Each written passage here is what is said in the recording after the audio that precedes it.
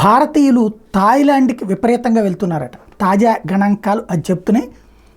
థాయిలాండ్కి వెళ్తున్న వాళ్ళ సంఖ్య భారతీయులదే ఎక్కువ ఉందట. భారత యువత అవకాశం దొరికినప్పుడల్లా థాయిలాండ్కి క్యూ కడుతున్నారు. Popular rental company air BNB పలు ఆసక్తికరమైన విషయాలు వెలుగులోకి తెచ్చింది.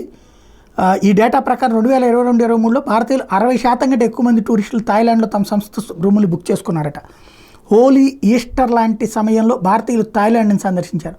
వారం రోజుల పొడవునా జరిగిన ఈ ఫెస్టివల్లో థాయిలాండ్కి వచ్చే భారతీయులు 200% కంటే ఎక్కువ పెరిగారని అక్కడ డేటా చెప్తోంది. భారతీయులు థాయిలాండ్కి ఆకర్షితులయ్యేందుకు పెరిగిపోతున్న జనాభా, ప్రయాణాల మీద మక్కువతో పాటు ఇతర కారణాలు ఉన్నాయన్నటువంటిది వాళ్ళు చెప్తున్నారు. ప్రపంచ దేశాలతో పోలిస్తే భారత్లో జెడ్ యువత ఎక్కువగా ఉందని, కాబట్టి వారికి థాయిలాండ్తో పాటు ఇతర ప్రపంచంలోని పర్యాటక ప్రాంతాలను సందర్శించాలనే ధోరణి పెరిగినట్టు వెల్లడించింది.